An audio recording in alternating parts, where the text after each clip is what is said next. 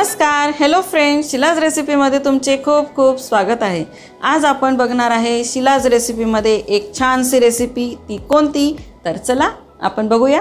आज आपण बघणार आहे रोज मोजितो मॉकटेल।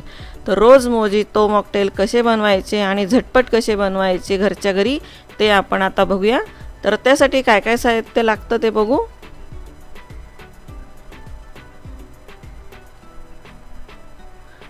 त्यासाठी घेतलेले आपण पुदिनाचे 7-8 पत्ते घेतलेले आहे।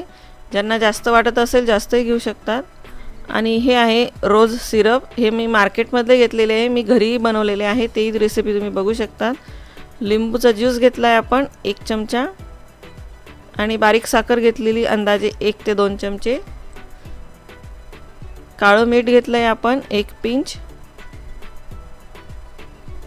आणि लिंबूचे काही तुकडे घेतलेले आहेत आपण आणि डेकोरेशनसाठी काही टाकलेले आणि त्यासाठी लागणार आहे आपल्याला सोडा।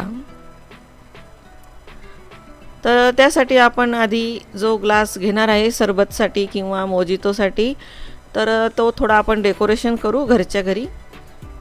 तर आपल्याकडे जी साखर असते ती एका प्लेटमध्ये घेऊन लिंबूचा रस लावून असं डेकोरेशन करून घ्यायचं आहे, ग्लास त्याच्यावरती उलटा ठेवून।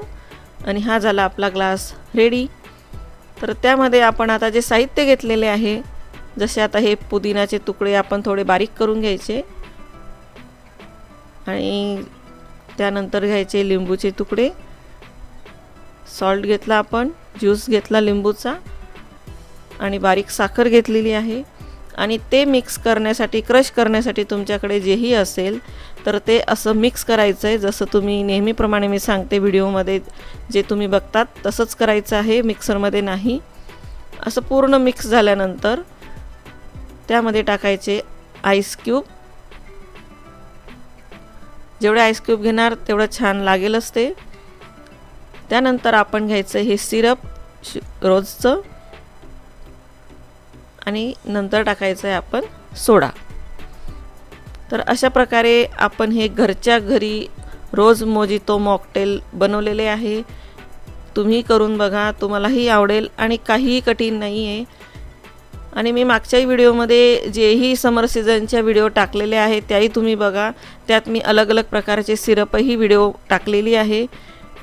तर हे जे आपण रोज सिरपपासून बनवलेले मॉकटेल रोज मोहितो हे बनवलेले आहे, तर ते तुम्ही नक्की करून बघा। खूप सोपे आहे, खूप टेस्टी आहे, यम्मी आहे।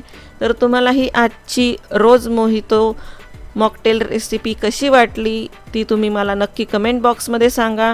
आणि ज्यांनी अजून सबस्क्राईब केलं नसेल माझ्या चॅनलला त्यांनी सबस्क्राईब करा, लाईक करा, शेअर करा। धन्यवाद।